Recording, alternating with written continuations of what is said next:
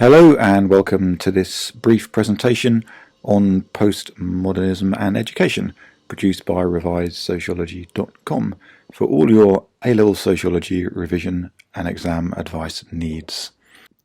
The material in this presentation has mainly been written for students studying towards the A-level sociology, the AQA specification, and it's worth noting that postmodernism isn't a standard perspective that we normally apply to education.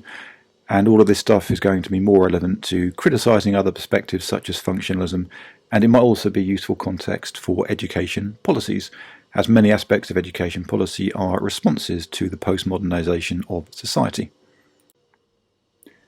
In this presentation, we'll start off with a reminder of what postmodern society is, then we'll look at what a postmodern education might look like, and later on we'll think about whether or not education might still be modernist, but merely responding to a postmodern society.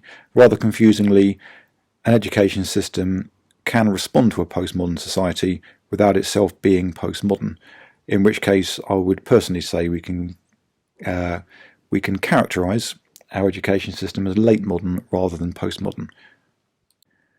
The key features of a postmodern society are that it is diverse, consumerist, fragmented, media-saturated or hyper-real, and it allows individuals more choice.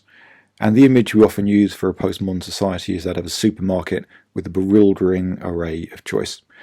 If you need to recap the key terms, postmodern society and modern society, then please look up the relevant material on revisedsociology.com.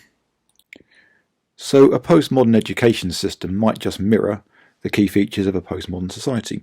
So we would expect it to be individualised, diverse, less centralised, more playful, more hyper-real, i.e. more online, and also sceptical about metanarratives such as religion, science, politics, and the idea of progress.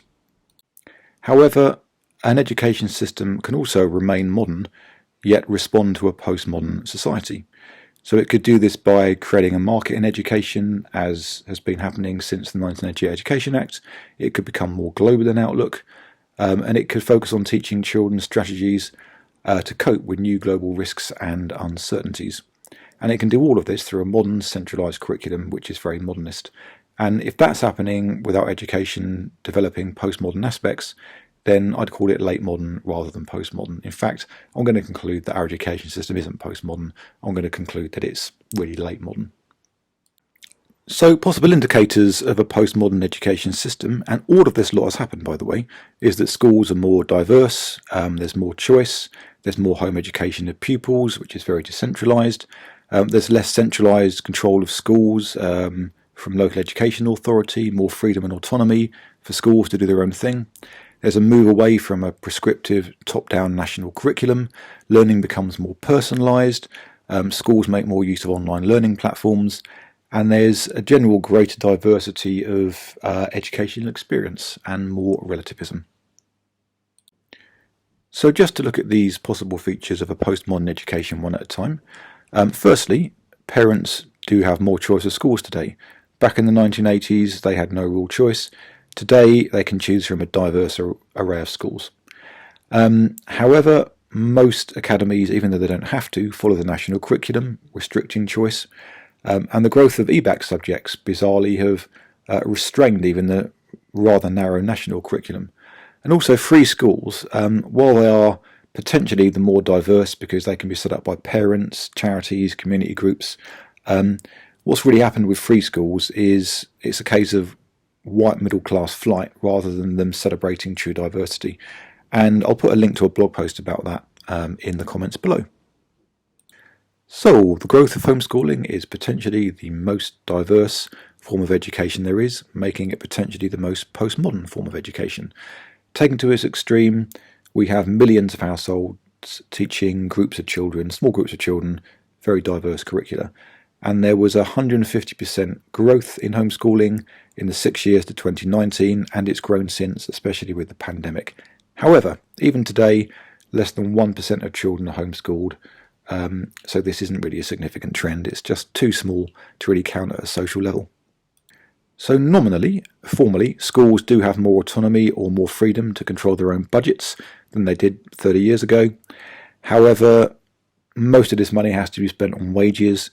They've got to maintain safety standards, so a certain chunk has to be spent on keeping buildings safe. And they have to spend a certain amount of money they get on the pupil premium. And also schools are monitored by OFSTED, which is just about the most modernist institution you'll find in the whole country.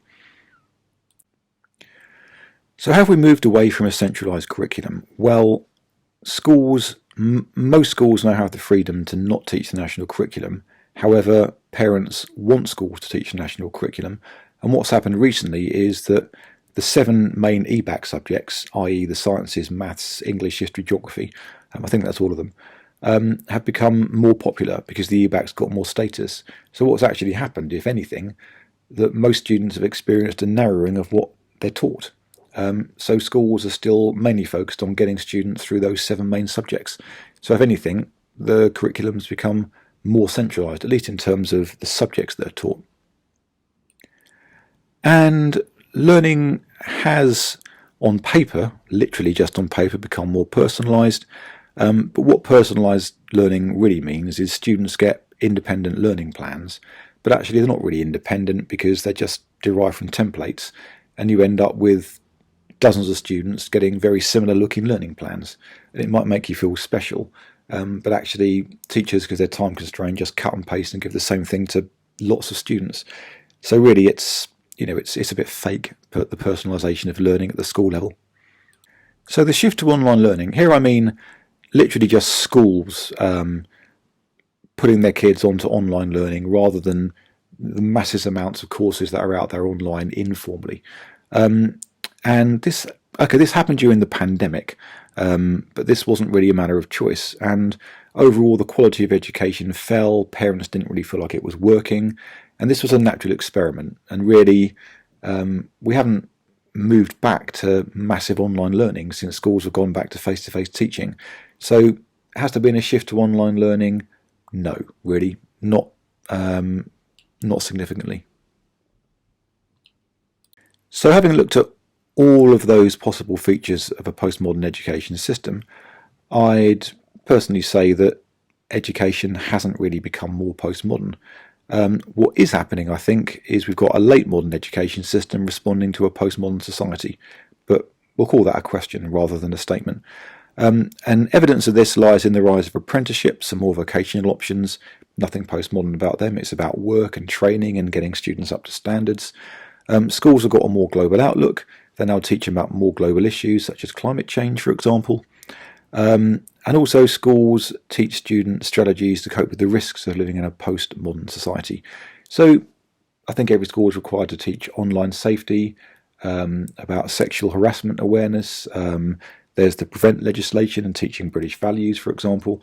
So yeah, all of that lot is very modernist, I would say, or late modernist rather than postmodern.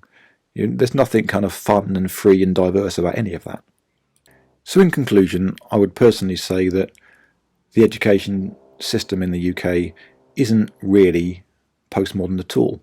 In fact, I've been using the phrase postmodern education system all the way through this presentation, but on reflection, really that's an oxymoron, because a system, by definition, has some level of structure and organisation, and postmodernity is more about chaos and choice and freedom and playfulness. And the fact that we've got an education system that's quite clearly modernist means that it's not postmodern. So our education system teaches a top-down national curriculum. It tries to instill solidarity and shared values. The main focus of it is to get students through exams, which are standardised assessments. All of this is very, very modernist. So maybe there's been a slight postmodernisation of education. It is more diverse, there is more choice, there is maybe more playfulness, there's more online learning, but it remains very, very 90% modernist. Hence I'd characterise the UK system as late modern rather than postmodern.